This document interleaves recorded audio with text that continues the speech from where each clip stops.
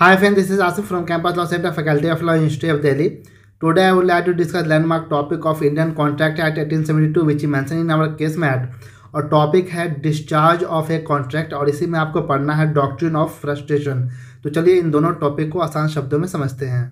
Discharge of contract को अगर simple शब्दों में समझा जाए तो इसे हम टर्मिनेशन ऑफ ए कॉन्ट्रैक्ट भी कह सकते हैं, यानी कि कॉन्ट्रैक्ट का ख़त्म हो जाना, यानी कि अब उसकी कोई भी लीगल एंटिटी नहीं है, यानी कि अब कोर्ट ऑफ लॉ में उस कॉन्ट्रैक्ट का कोई मतलब नहीं है। इसे ही हम डिस्चार्ज ऑफ कॉन्ट्रैक्ट कहते हैं। तो देखिए डिस्चार्ज ऑफ कॉन्ट्रैक्ट जो है वो फॉलोइंग वे से हो सकता है।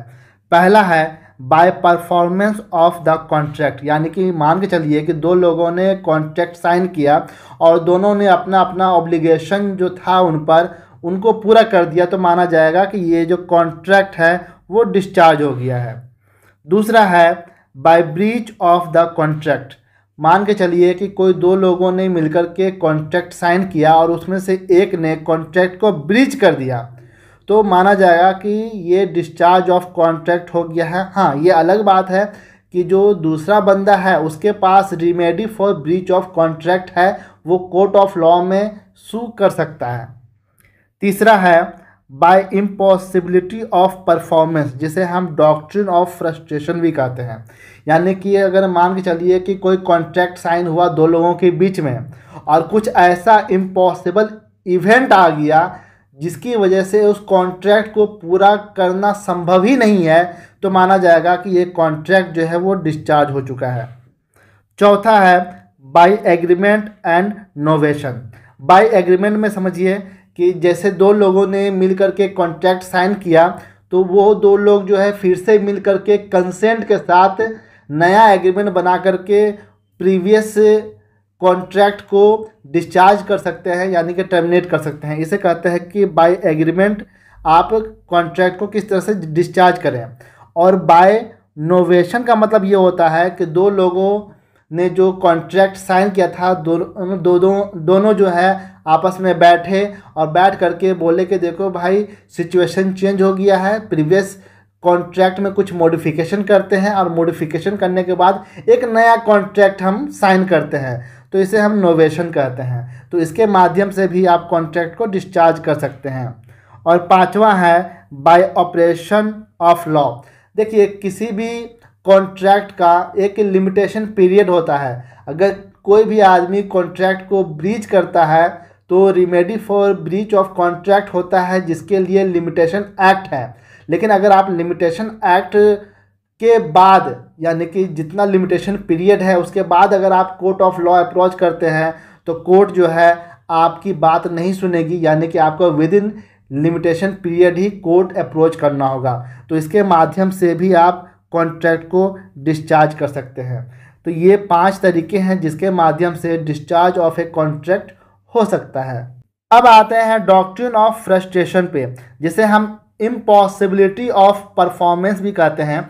यानी कि कुछ सिचुएशंस ऐसे आते हैं कॉन्ट्रैक्ट में जब उस कॉन्ट्रैक्ट को पूरा करना इम्पॉसिबल हो जाता है, तो वैसी परिस्थिति में इसे हम डॉक्ट्रिन ऑफ फ्रस्ट्रेशन के तहत लाते हैं।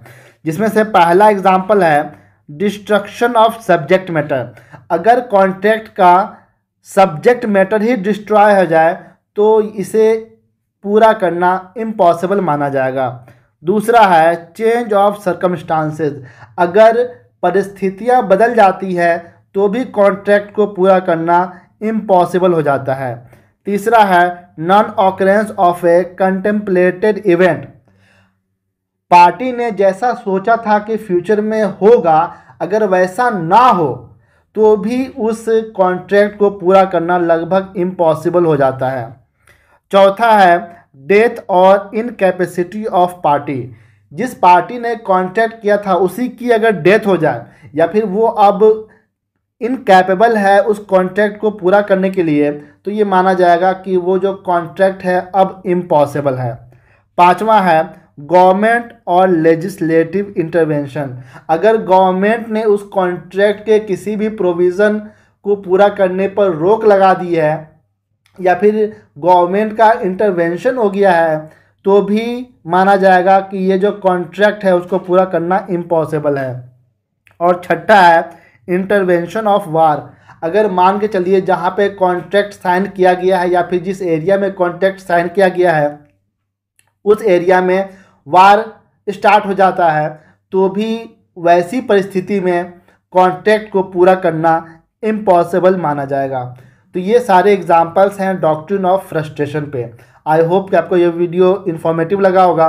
अगर वीडियो पसंद आया तो प्लीज़ वीडियो को लाइक करें, हमसे जुड़े रहने के लिए हमारे चैनल को सब्सक्राइब करें, और अगर आपको इस टॉपिक का PDF चाहिए तो व्हाट्सएप नंबर कमेंट बॉक्स और साथ ही साथ इस वीडियो के डिस्क्रिप्शन में दिया गया है, आप मैसेज करके PDF अवेल कर सकते हैं। Thank you so much.